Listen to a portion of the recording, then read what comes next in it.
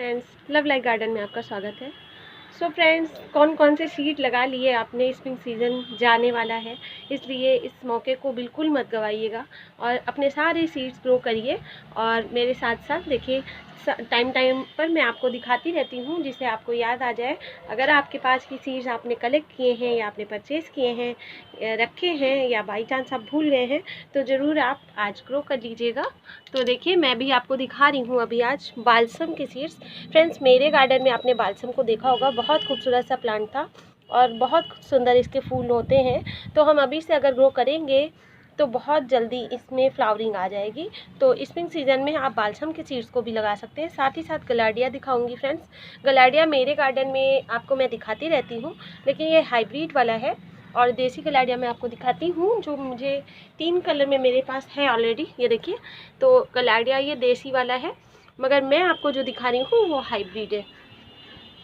तो ये गलाडिया का पैकेट इसमें सीड्स है और इसी को मैं आज ग्रो करके आपको दिखाऊंगी।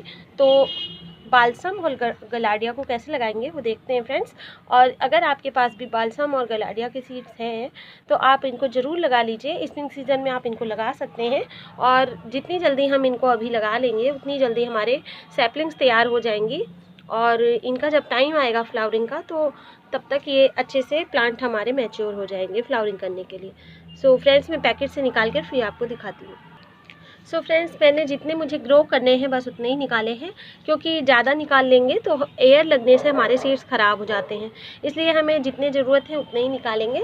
सारे सीड्स मैंने बाहर नहीं निकाले हैं, तो इनको अब हम अच्छे से सील पैक करके रख देंगे इसी तरह, जिसे हम अगर अगले सीजन में ग्रो करना चाहें तो कर सकते हैं। वैसे तो जब प्लांट होंगे तो उसी फ्लावर से मुझे ये सीड्स फिर मिल जाएंगे, लेकिन बाई चांस अगर आपके पास किसी वजह से प्लांट नहीं आप ले पाते हैं सीड्स, तो इस तरह बचे हुए सीड्स मैं रख लूँगी। अच्छा, यहाँ पर अब मैंने लिया है, जो मैं हमेशा आपको दिखाती हूँ, जो मिट्टी बनाकर मैंने पहले भी दिखाई है, उसी में मैं नॉर्मल सॉइल आप ले सकते हो।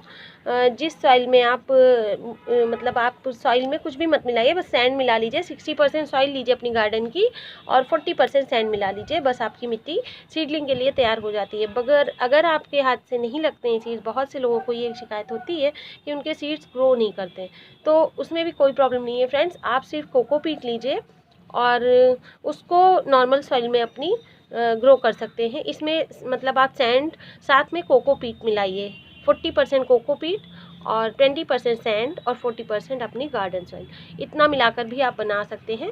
मैंने यहाँ पर लिया है राइस हस्क। राइस हस्क को मैंने, मेरे पास कोकोपीट अभी नहीं है तो मैंने इसीलिए राइस हस्क यूज़ किया है। और अगर आपको इस तरह से नहीं समझ में आ रहा है तो आप मेरे चैनल पर वीडियो है कैसे सीड्स के लिए मिट्टी बनाएंगे।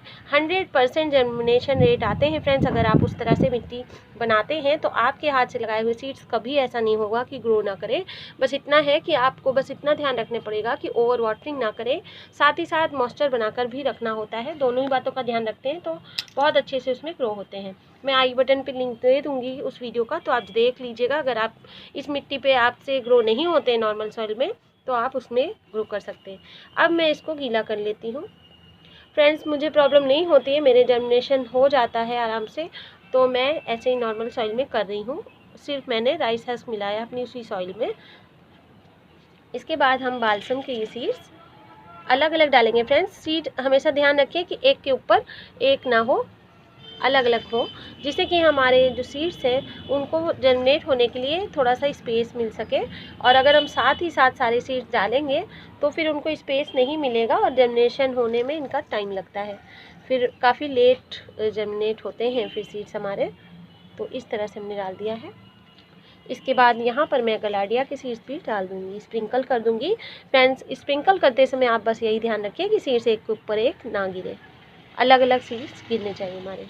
और इसके बाद मैं थोड़ी सी बस अपनी वही गार्डन सॉइल इस तरह से डाल दूँगी इसके ऊपर से, हल्का सा बिल्कुल ढकना है फ्रेंड्स। बहुत ज़्यादा हमें डीप में नहीं लगाने हैं सीड्स, शैलो में ही ऊपर ऊपर लगाइए, जिससे कि अगर अंदर जाएगा सीड्स तो वो टाइम लेता है, कभी कभी जर्मिनेशन नहीं होता है फिर उसका, क्योंकि अंदर अंदर जब वाटरिंग होती है तो वो सड़ जाता है, फिर वो जर्मिनेट नहीं होता है।